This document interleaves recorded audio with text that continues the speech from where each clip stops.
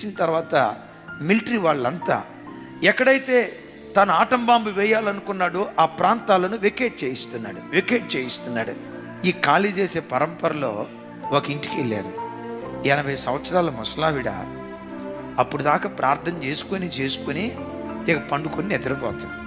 ఆవిడ దగ్గరికి వెళ్ళి, అమ్మ తల్లి, హిట్లరు మన ప్రాంతం మీద ఆటం బాంబు వేయబోతున్నాడు, దయచేసి దీన్ని వెకేట్ చేసేయి, పలానా చోట మెట్రో స్టేషన్లో ఆశ్రయపురం మీకు కల్పించాం, అక్కడికి రండి అని అంటే ఈ అమ్మ అందంట, నేను రాను.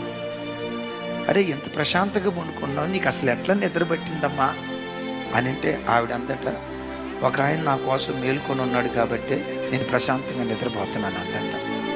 ఎవరు కాపలాగా వస్తున్నారమ్మా, ఎవరు లేరు కదా ఇల్లంతా వెతికితే అని అంటే, బాబు బైబిల్ ఎప్పుడైనా చదివేవమ్మా, చదవక పాఠం ఏంటంటే కీర్తనల గ్రంథం 121 కీర్తన 4వ వచనం.